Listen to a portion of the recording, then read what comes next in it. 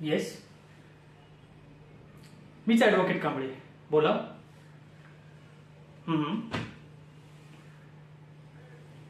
अच्छा, पुणे स्टेशनला जो अपघात झाला त्याबद्दल बोलताय का तुम्ही? ज्याच्यामध्ये एका मद्यधुंद तरुणाने गाडी फुटपाथवर घातली आणि 4 कुटुंबे उद्ध्वस्त झाली. हं.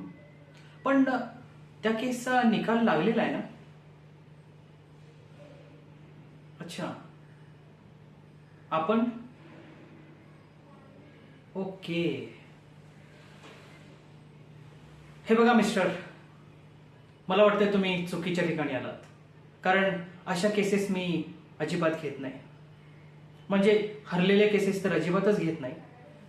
पण ठीक आहे, एखाद्या निष्पाप माणूस जो केस हरलेला आहे त्याची केस मी घेईन. पण गुन्हा करून देखील जर तुम्ही माझ्याकडे आला असाल तर आय एम सॉरी. ठीक आहे, यू मे लिव्ह प्लीज.